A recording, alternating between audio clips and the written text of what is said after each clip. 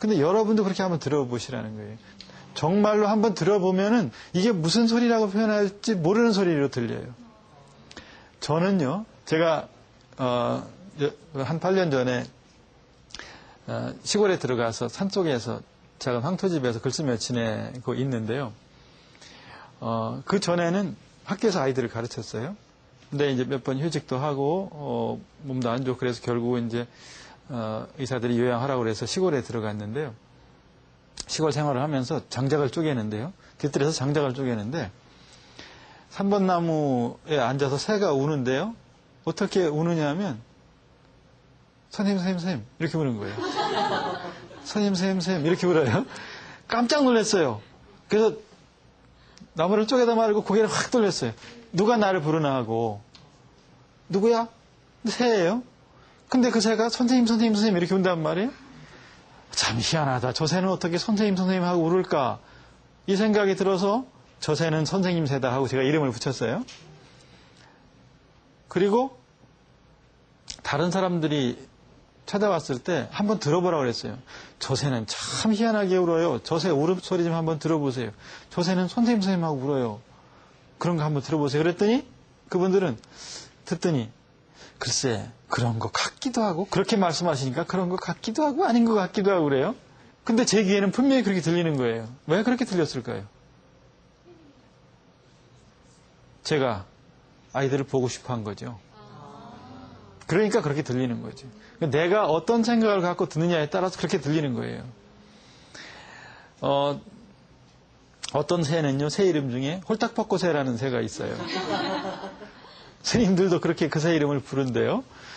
그리고 절에 다니는 많은 분들이 저 새는 홀딱벗고새야. 그 새가 그렇게 운다는 거예요. 근데 그 새는요, 울을 때 그렇게 네 음절로 울어요. 호호호호, 호호호호 이런 소리로 울어요. 근데 그 새 이름은 검은등 뻐꾸기예요. 그런데 사람에 따라서는 그 새가 홀딱 뻗고 이렇게 들린다는 거죠. 무슨 생각을 했기 때문에 그런지는 모르겠는데요. 하여튼 사람들이 자기 생각하는 데에 따라서 들리게 마련인 거예요. 검은등 뻐꾸기 울음소리를 많은 사람들은 그 새를 검은등 뻐꾸기라고 생각하지 않고요. 홀딱 뻗고 새라고 그래요.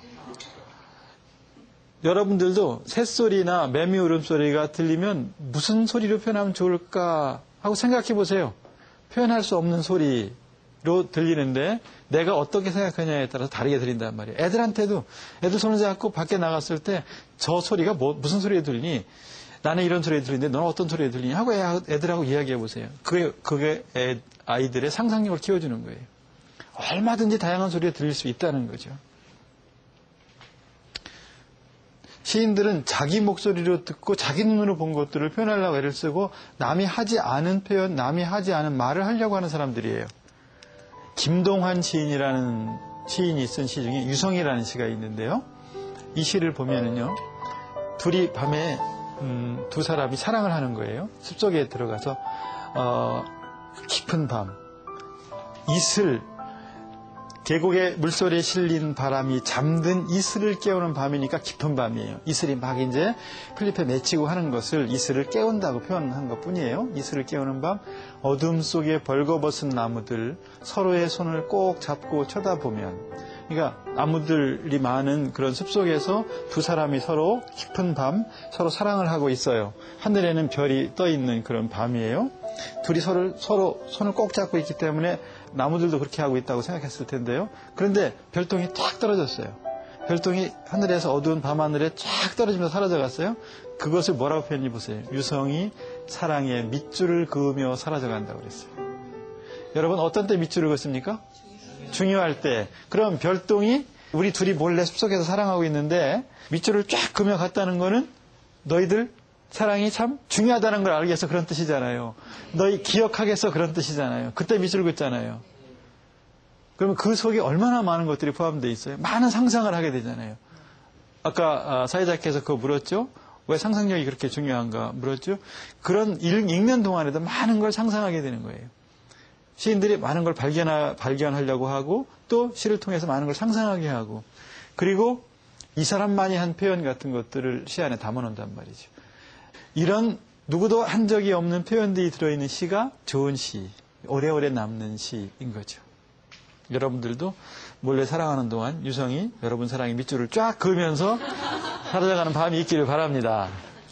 시인들은요, 보세요. 이 정현종 시인의 섬이라는 시인데요. 사람들 사이에 섬이 있다. 그 섬에 가고 싶다. 이렇게 딱 두 행짜리 시예요. 이게 시 전문이에요. 사람들 사이에 섬이 있다. 그 섬에 가고 싶다. 이 시는 이게 전부예요. 어디 가서 누가 신앙송 하라고 그러면은요, 신앙송 한 편 하라고 그러면 이런 거 기억했다 하세요. 짧으니까 얼마나 기억하기 좋아요. 사람들 사이에 섬이 있다. 그 섬에 가고 싶다. 근데 생각이 굉장히 깊은 그런 시예요. 보세요. 섬이라는 것은 바다 한가운데 떠 있어요. 근데 그 섬을 볼 때마다, 왜 따로 떨어져 있는 섬을 볼 때마다 우리는 얼마나 외로울까 이런 생각을 해요. 바다 한가운데 섬이 있는 거죠. 바다 사이에 섬이 있어요. 근데 그 섬은 되게 외롭다는 느낌을 주는 그런 섬이에요. 저 섬이 얼마나 외로울까. 그리고 얼마나 혼자 있어서 신비한 것들을 많이 가지고 있을까. 누구도 손닿지 않는 그런 섬도 있잖아요. 작은 섬, 큰 섬, 그런 섬들을 보면서, 근데 사람들은 그런 미지의 섬에 가고 싶어 해요. 다가가서 발견하고 싶어 하고 소통하고 싶어 해요. 그런데 그 생각을 하다가 보니까 저 섬만 외로운 게 아니에요. 사람들도 외로운 거죠. 사람들도 많은 사람 사이에 섞여 있으면서 되게들 이렇게 외로워하는 사람들이 많아요. 혼자 있어서 외로운 것이 아니라 많은 사람들 사이에 있으면서도 외로워요. 그런 군중 속의 고독을 느끼며 산단 말이죠. 그러니까 맞다. 사람들 사이에도 섬이 있다. 이 생각이 드는 거죠. 원래는 바다 사이에 섬이 있다는 생각으로부터 출발했을 거예요. 그 바다 사이에 섬이 있다. 그 섬에 가고 싶다. 이렇게 생각이 되었을 건데, 만약에 이게 시의 전문이라면 이거는 평범한 그런 이야기일 뿐이에요. 그렇죠? 평범한 진술일 뿐이고, 이건 그냥 낚시꾼의 이야기일 수도 있어요. 바다 사이에 섬이 있는데 그 섬에 가고 싶어. 낚시가 잘 될 것 같아. 이건 그냥 평범한 진술일 뿐이에요. 그런데 이 바다를 뭐로 바꿨어요? 사람들로 바꿨어요. 바다 사이에 섬이 외롭고 고독하게 단절되어 있는 것처럼 우리들 중에도 그렇게 사는 사람들이 많다는 거죠. 사람들 사이에도 섬이 있다는 생각이 드는 거예요. 이렇게 바다를 섬으로 바꾼 것을 문학 용어로는 자리 바꾸기, displacement라고 그러는데요. 이게 그냥 단순하게 손장난해서 바꾼 게 아니에요. 이 속에는 깊은 사유가 밑바탕되어서 바꿔지는 거죠.